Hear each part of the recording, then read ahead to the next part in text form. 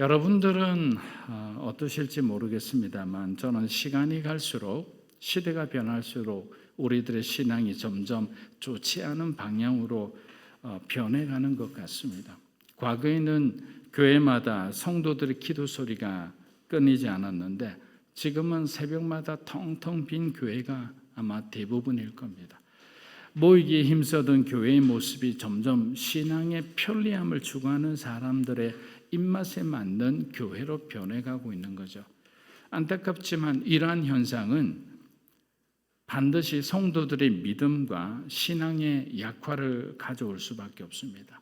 그런데 왜 이것이 무서우냐면 여러분들의 믿음이 약해진다는 것은 평소 일어나지 않은 일들이 일어날 수 있다는 말입니다. 그것은 믿음이 예전 같으면 충분히 믿음으로 이겨낼 수 있던 일들을 우리는 믿음으로 이겨내지 못하고 유혹에 빠지고 세상에 빠지고 우리 자신의 어떤 연약한 감정에 빠지는 일들이 일어나는 거예요. 예전 같으면 삶의 어려움이 다가왔을 때 하나님께 금식하며 그 삶의 어려움을 하나님을 의지해서 영적인 전쟁을 치르면서 이겨냈던 그 시간들을 요즘은 금식하는 사람 보기 힘듭니다. 그냥 하나님 앞에 그런 간절한 기도를 드리지 못하니 당연히 우리는 영적인 어떤 전쟁 가운데 패배할 수밖에 없는 거죠. 그만큼 우리에게 간절함이 없어지고 있는 것은 아닌가. 하나님을 향한 그 정말 열심과 절박함이 어디로 가는지 사실 보이지가 않죠. 왜 그러냐면 저와 여러분의 이미 익숙해진 어떤 신앙의 편리함은 우리가 정말 제대로 된 훈련을 받아야지만 필요한 근육들이 생기는데 그 훈련의 과정을 다 빼준다고 생각해 보세요. 어느 순간 여러분들이 뭔가 이 수료증은 받을 수 있지만 그 수료증으로 인해서 여러분들이 가질 수 있는 능력은 없는 거예요. 그렇기 때문에 신앙의 훈련은 때로는 굉장히 혹독하더라도 마지막까지 우리가 완주하는 것이 중요하다는 거예요. 그래서 여러분들이 하나님께서 여러분들에게 때로는 어렵고 이해 안 되는 그런 훈련을 시키더라도 절대로 도망가서는 안 되는 거예요. 도망가는 순간에 저와 여러분은 너무나 연약한 그리스도인으로 전락할 수밖에 없는 것입니다. 그렇기 때문에 교회의 어떤 형태가 변하고 문화는 변해도 절대로 믿음은 약해져서는 안 되는 거예요. 사실 한국 교회가 개교회주의로 가는 바람에 세상으로부터 많은 욕을 먹은 것도 사실입니다. 그러나 적어도 성도들의 신앙의 열심만큼은 변하지 않았던 거죠. 우리들의 부모님의 신앙을 한번 돌아보십시오. 믿음의 가정에서 자란 분들은 부모님들이 주일날을 준비하는 것 자체가 보통 사람들하고는 틀립니다. 그냥 주일날 예배에 출석하듯이 오는 것이 아니라 정말 하나님을 만나는 기대감이 있었다는 거예요. 사실 오늘 저와 여러분들이 오늘 예배에 올 때 얼마나 하나님을 만나는 그 기대감으로 오셨습니까? 본질적인 거지만 사실 잃어버리고 살아갈 때가 많은 겁니다. 습관적으로 익숙하게 또 주일을 섬기지 않으면 안 되니까. 그런데 이런 어떤 생각을 놓치게 되면 그 순간부터는 우리는 내가 원하는 예배를 만들어가기 시작하는 거예요. 저는 그것이 굉장히 위험하다고 생각합니다. 저희 같은 개척교회는 사실은 그런 의미에서는 굉장히 큰 장점들이 있죠.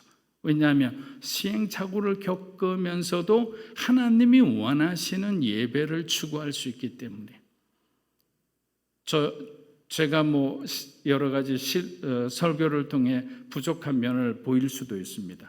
찬양팀도 그렇고 여러 가지 교회 문화나 조직도 마찬가지예요. 그러나 궁극적으로 하나님께서 믿음으로 사는 교회는 정말 믿음이 없이는 살 수가 없다는 마지막 종말적인 그 세상을 바라볼 때 하나님께서 주신 귀한 교회라는 그런 자부심이 있는 거예요.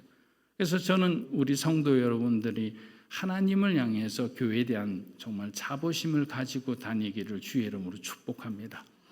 믿음으로 살아갈 때 하나님께서 우리에게 어떤 길을 보여주시는지를 우리는 세상과 가정과 우리가 처해 있는 모든 환경 가운데서 하나님을 기다리는 거예요. 그러면 홍해 기적처럼 없던 길도 만들어내시는 하나님이 우리 인생을 그냥 가만히 두시겠습니까? 절대로 그렇지 않아요. 그래서 하나님을 만난 사람들을 우리가 만나보면 그 사람들 통해서 은혜를 받잖아요. 왜? 간접적으로나마 하나님께서 그 사람이 인생을 우리도 아는데 어떻게 만져주셨는지, 어떻게 다루어 주셨는지, 어떻게 하나님의 사람으로 변화시켜 주셨는지, 자녀들을 쭉 자라는 것을 보면 사실 신기하잖아요. 그런데 항상 보면 때가 있는 것 같아요. 아무리 얘기해도 절대로 말을 안 듣던 자녀들이 때가 되니까 스스로 정신 차리는 거예요. 자기가 원하는 목표를 향해 열심히 공부하는 거예요. 그러나 그전에는 아무리 얘기해도 듣지를 않아요. 신앙생활도 마찬가지입니다. 그렇기 때문에 우리는 서로에 대해서 하나님의 시간을 기다려줄 줄 아는 그런 마음의 넉넉함이 필요한 거예요.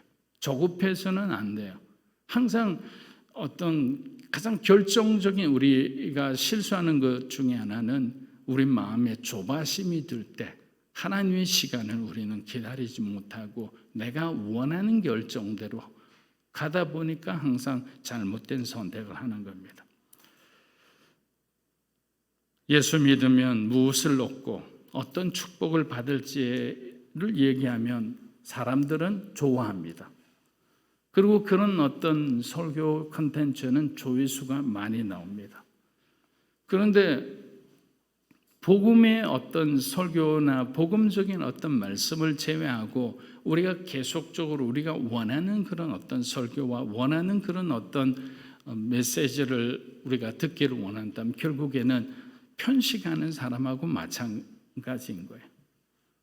저도 이제 몸이 좀 아파 보니까 음식이 그렇게 중요하다는 것을 깨달았어요. 저는 사실 음식은 별로 신경 안 썼거든요. 여러분 음식을 중요하게 여겨야 되는 거예요. 왜? 내가 먹은 만큼 내 몸에 영향을 주는 거예요. 여러분들이 세상을 먹은 만큼 여러분에게는 세상의 영향을 받을 수밖에 없어요. 여러분이 보고 경험한 것은 결국 우리 몸 안에 그대로 남아있는 거예요.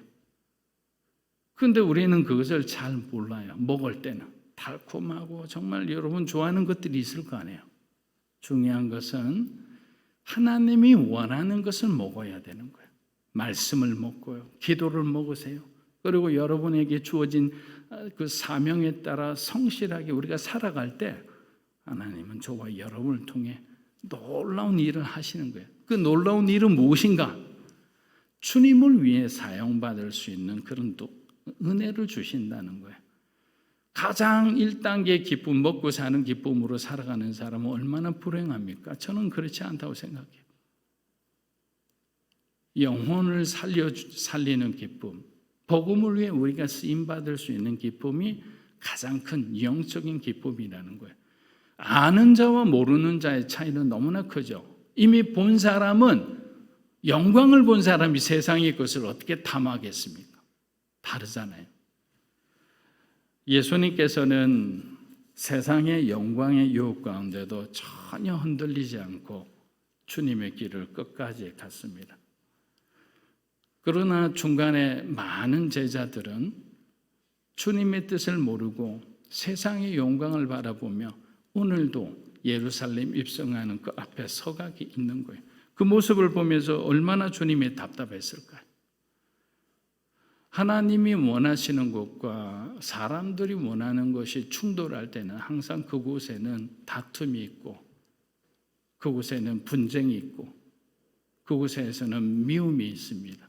그러나 하나님의 뜻과 인간의 뜻이 하나가 될 때는 평화가 오는 거예요. 여러분의 마음에 왜 평화가 없습니까?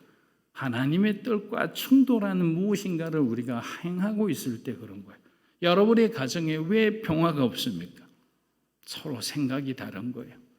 내 생각대로 다 해주기를 원하는 거예요. 그렇지 않습니다. 우리 인생은 늘 하나님께 맞추어 가는 인생인 거예요. 그래서 조종되어 가는 인생이 가장 우리에게는 안전한 인생인데 우린 여전히 주님 앞에 우리의 곁을 내어드릴 마음이 없어요. 우리 마음에 있는 중심을 내어드릴 마음이 없는 거예요. 그냥 내가 필요할 때 있어주기만 하면 된다는 거예요. 과연 그럴까요?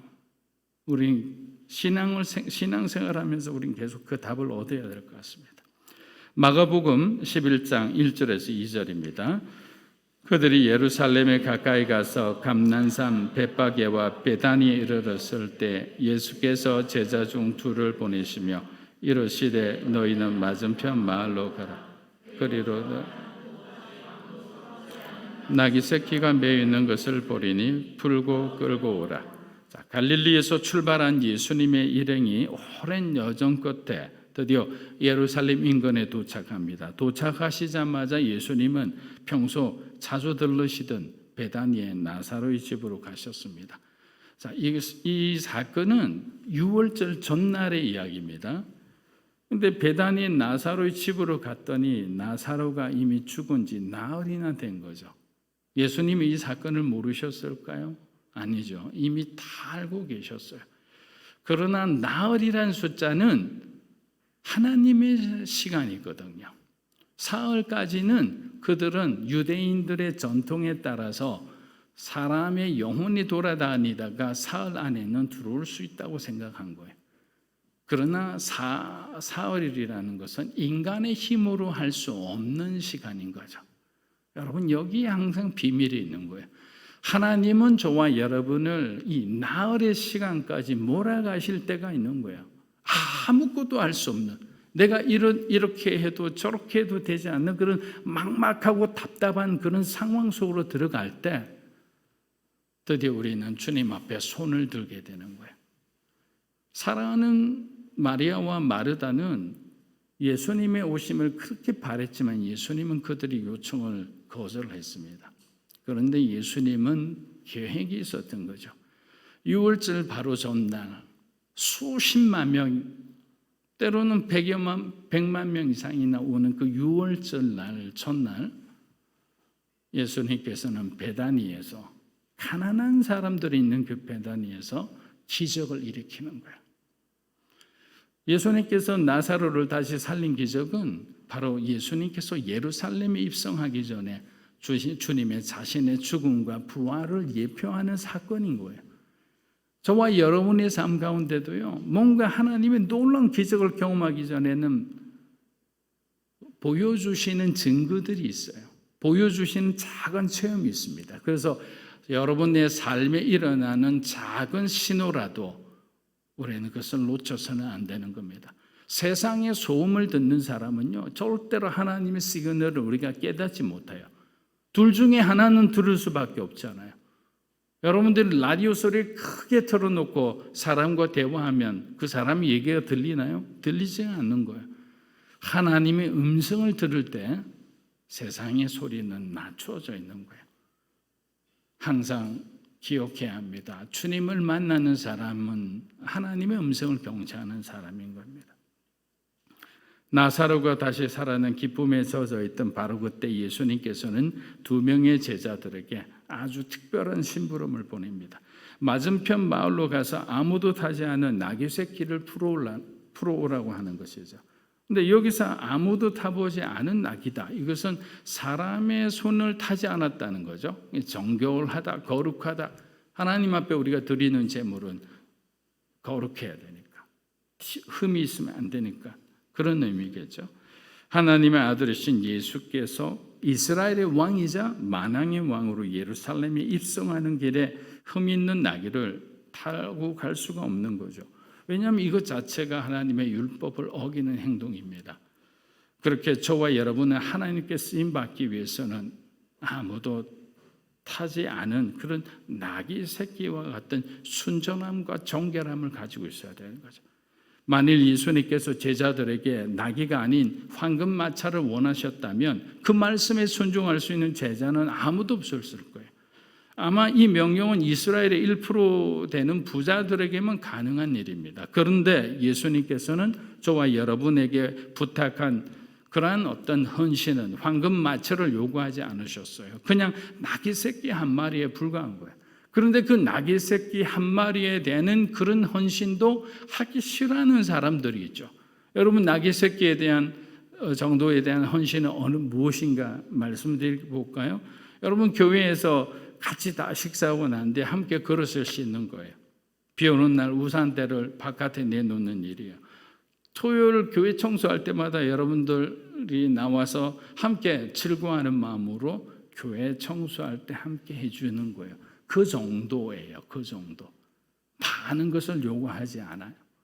그런데 그런 어떤 헌신조차도 우리는 하기 힘들어할 때가 있는 거죠. 마음의 억지가 되고 불평이 되면 우리가 준비한 나귀 위에 주님은 절대로 타지 않습니다. 우리가 겸손할 때 하나님 앞에 자발적으로 하나님이 원하시는 일들을 우리가 할 때 하나님은 저와 여러분을 사용하시는 거예요. 1대1 관계가 잘 안 돼 있는 사람들은 늘 하나님에 대한 원망을 먼저 합니다. 왜? 내 필요에 집중하기 때문에. 오늘도 나는 이것이 채워지지 않았습니다.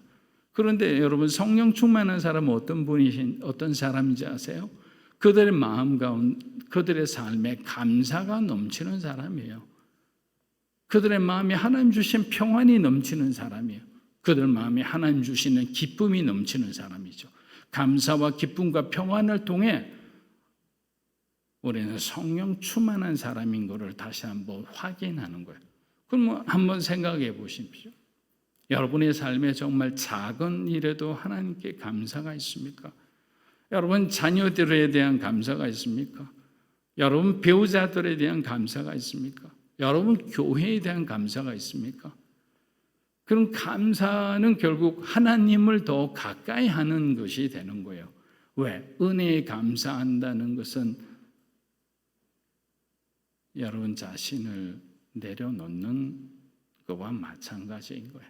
우리가 가장 낮은 곳에 갈 때 무엇인들 감사하지 않을 것이 어디 있겠습니까? 마가복음 11장 3절에서 4절 한번 보겠습니다.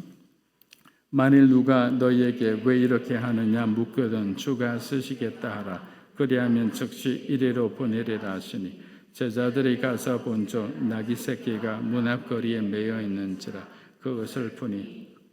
자, 베드로와 요한으로 여겨지는 두 명의 제자들은 다소 황당한 예수님의 명령에도 아무런 질문도 하지 않고 무작정 벳바게라는 곳을 갑니다. 자, 베다니에서 벳바게는 그리 멀지는 않아요. 2-3km밖에 되지 않습니다.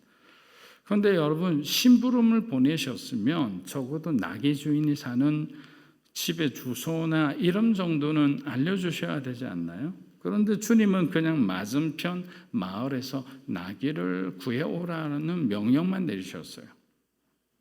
저는 이 말씀 구절을 보면서 이런 생각을 했습니다. 우리 크리스찬의 삶도 이해되는 삶보다는 이해되지 않는 삶이 훨씬 많겠다. 또 하나님과 동행하면서도 하나님께서 우리에게 뭔가 명령하시건 때 그 명령을 우리가 잘 이해 못하고 스스로 힘들어할 때도 많겠다라는 생각을 했어요. 여러분 만약에 여러분이 도저히 이해할 수 없는 그런 상황 속에 있다고 해보세요.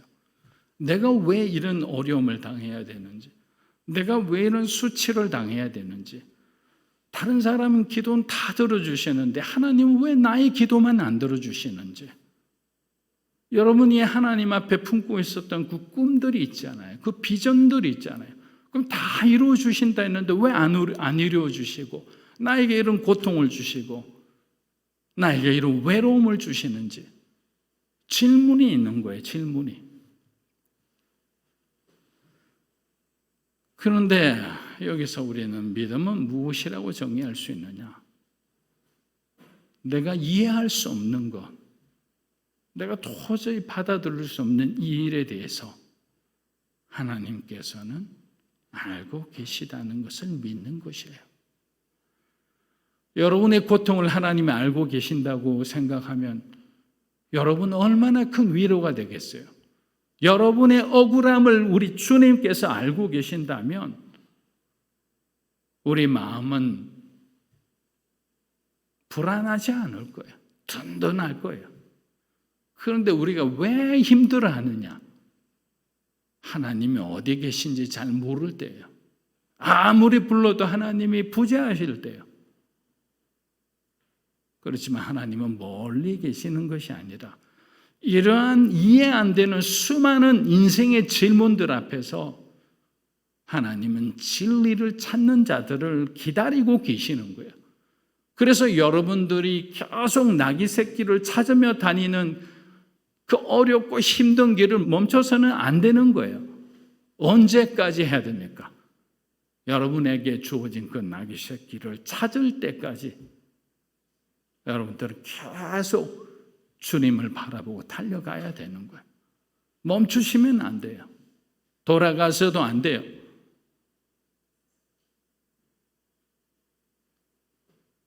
우리가 주님을 끝까지 의지하면 반드시 여러분의 어린 나귀를 찾게 되리라 믿습니다.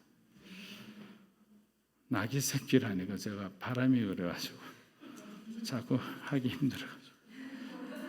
자, 우리 마가복음 11장 5절에서 6절 한번 보겠습니다. 거기 서 있는 사람 중 어떤 이들이 이르되 나귀 새끼를 풀어 무엇하라. 제자들이 예수께서 이르신 대로 말한데 이에 하라 하는지. 자, 결국 순종한 두 명의 제자들은 나귀 새끼를 찾음으로 다시 한번 어떻게 되죠? 살아계신 하나님의 신적인 능력을 체험하게 되는 거예요. 이 순종이라는 것이 이게 굉장히 대단한 거잖아요. 순종하니까 경험하는 거예요. 근데 불순종했다면 어떻게 했을까요? 나귀 새끼를 찾지도 못하고 하나님의 어떤 분이신지를 알지도 못하는 거예요. 그러니까 신앙은 그래서 동사예요, 동사. 명사가 아니고 형용사가 아니고 막 꾸미고 표현하는 것이 아니고요. 신앙은 움직이는 거예요. 순종하는 겁니다. 달려가는 겁니다. 섬기는 거예요. 그냥 멈춰 있는 게 신앙이 아닌 거예요. 저는 우리 믿음으로 사는 교회가 버티컬 처치, 수직적 교회가 되자는 뜻은 하나님 우선순위의 교회예요. 하나님 우선순위의 교회는 움직이는 교회입니다. 역사하는 교회예요. 변화시키는 교회란 말이에요. 그런데 우리가 정체해 있다, 과거를 보고 있다, 예전에 어떤 잘못된 그런 기도의 습관에 머물러 아무것도 하지 않고 있다? 아닙니다. 저희는 세븐터치라 해서 구약 과목과 신약 과목 그리고 새로운 여러 가지 실천 신학적인 여러분에게 기도라든지 이런 과목들을 설치해서 이 양육 프로그램을 지금 다 세팅을 해놓고 있습니다. 근데 지금 모이지 못하게 하니까 어떻게 할 수가 없잖아요. 그리고 그 과정을 다 거친 사람이 우리가 집사님이 되고 권사님이 되고 장로님이 되시는 거예요. 왜? 앞서 말씀드린 것처럼 배우지 않는데 어떻게 믿음이 생기고 믿음에 합당한 그런 어떤 교회를 섬기고 다른 사람을 이렇게 지도할 수 있는 사람이 될까요? 그렇게 불가능한 거예요. 신앙은 심고 거두는 법칙입니다. 믿음을 심으면 믿음의 열매를 걷는다는 거죠. 그런데 6절을 보니까 6절을 한번 띄워주십시오. 6절을 보니까 오늘 말씀에서 사실 가장 중요한 메시지가 이곳에 있죠. 그것은 묶여있던 나귀가 풀려났다라는 거예요. 사실 겉으로는 나귀 새끼가 이지만 이것은 죄와 율법에 묶여있었던 이스라엘을 상징하는 거예요.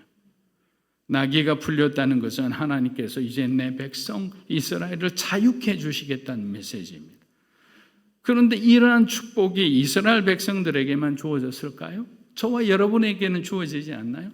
당시 6월절이 되면 이스라엘에 거주하는 사람 외에 지중해 부근에 있는 그 수많은 디아스포라 유대인들이 다 몰려왔어요. 이 6월절은 하나님의 성전에 찾아온 모든 사람에게 하나님의 구원의 은혜에 감사하고 그 구원의 은혜를 누리는 시간이었던 거예요. 그러면 이런 질문을 하지 않을까요? 나의 유월절은 과연 어디 있는가? 내 삶의 묶임은 언제 과연 풀릴 것인가? 이게 우리의 신앙의 또한 문제이기도 하죠. 풀어야 되는 거죠. 하나님과 세상 사이에서 우리가 두 마음을 품고 있으면 세상의 메인체 어떻게 하나님께 다가갈 수 있을까요? 여러분, 제 몸하고 똑같아요. 뭔가 이렇게 밴드에 묶여가지고 여러분한테 나가고 싶지만 계속 이렇게 되는 거예요. 왜? 세상에 매여 있으니까 풀어지지가 않는 거예요.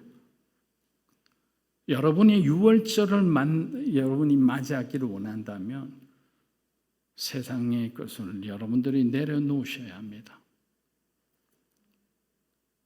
아낌없이 내려놓으세요. 손해보지 않아요. 제가 확실히 말씀드리지만 여러분 손해보지 않아요. 그 부자 청년 보세요. 마지막 그 한 가지 때문에 영생을 못 얻었잖아요. 70, 80, 100세 인생인들 이곳에서 왕후장상처럼 자기 세상의 권력과 명예를 다 누린들 하나님 나라 못 가면 그게 뭐가 중요합니까? 가장 어리석은 사람입니다. 썩어질 것을 바라보지 마세요. 여러분을 살리는 것을 여러분을 풀어주는 것을 바라봐야 되는 거예요. 마가복음 11장 7절에서 10절입니다.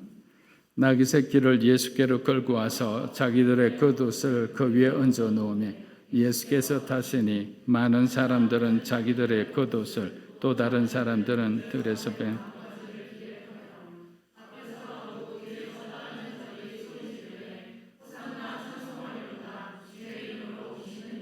찬송하리로다. 가장 높은 곳에서 호산나 하더라. 아멘.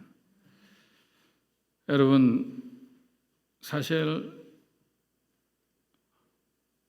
주님의 말씀에 순종한 베드로와 요한도 사실 중요한 역할을 했죠. 나귀를 찾았으니까. 그런데 예수님의 한마디에 자신의 모든 것을 내어준 그 나귀 주인은 어떠할까요? 그 사람이 왜 자기 모든 것을 내어줄 수 있었을까요? 자기 삶에 매이지 않은 사람입니다. 자기 생각에 매이지 않은 사람이에요. 저와 여러분이 어떤 우리의 생각에 매이기 시작하면, 여러분 자신의 삶에 매이기 시작하면 우리는 하나님께 아무것도 드릴 수 없어요. 여러분이 나는 드렸는데요. 그런데요, 드린 것은 흠이 있는 나귀밖에 없어요. 그냥 나누어 드린 거죠. 여러분의 것을. 온전한 것을 드리지 않는 거예요. 우리는 계속 그 안에 있는 우리의 숨겨진 것을 자꾸 노출시키는 게 좋아요. 왜? 그래야 건강해지잖아요. 그래야 깨끗한 사람이 되잖아요. 그래야 하나님이 축복하시잖아요. 그래야 여러분을 쓰시잖아요. 그러니까 말씀을 읽고 적용할 때는 여러분을 예외로 두지 말고 여러분이 나귀 주인이 되어봤다가 여러분이 베드로와 요한이 되어봤다가 여러분이 여기 있는 외치는 자의 이 무리들이 되어봤다가 그렇게 적용하면서 하나님이 우리에게 주시는 메시지를 찾는 것이 사실은 성경 공부예요. 여기에 보면 겉옷을 놓고 왕의 대접을 하는 모습이 있죠. 그런데 이 사람들은요, 사실은 예수님이 메시아인지 아는 사람은 거의 없어요. 이들이 사실 이렇게 환호하는 호산나라는 게 뭡니까? 우리를 구원하소서라는 거죠. 무엇에서부터 구원하는 겁니까? 자기들의 영혼을 구원해달라는 건가요? 천만의 만만의 말씀이죠. 그랬으면 얼마나 좋았을까요? 자기의 영혼을 구원해달라는 사람이었다면 어떻게 일주일도 안 돼서 예수님이 죽는데 바라바를 선택할 수 있을까요?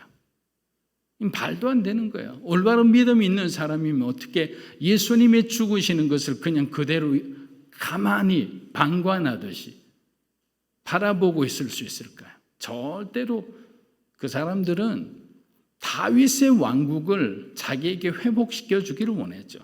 로마의 압제로부터 자기를 자유케 해주기를 원하는 거예요. 유다 왕들의 그 아주 과도한 세금으로부터 조금 더 경감시켜 주면 좋겠다라는 자기들의 일신상의 그 어떤 삶의 구원을 원했던 거예요. 그러나 주님의 마음은 그들을 바라보며 우리가 보기에는 굉장히 멋있게 가잖아요. 막 소리치고 깔고 주님은 나귀를 타고. 그런데 아무도 제자들 중에 주님의 길을 슬퍼한 사람이 없다는 것이 정말 놀라운 이야기입니다. 왜 그렇습니까? 주님은 여러 번 제자들에게 내가 예루살렘으로 가서 십자가에 죽어야 할 것을 벌써 3번 이상이나 말씀하셨어요. 그럼 제자들의 입장에서는 무슨 생각을 해야 되나요? 환호 가운데 그들의 얼굴은 기쁨과 동시에 슬픔이 있어야 되잖아요. 근데 그들도 정치적으로 세상적으로 승리할 것만 바라보고 있었다는 겁니다. 사랑하는 여러분, 이제 우리도 누군가를 풀어주는 사람이 되어야 합니다. 그리스도인은요, 교회는 묶인 것을 풀어주는 사람이에요. 매인 것을 풀어주는 사람이에요.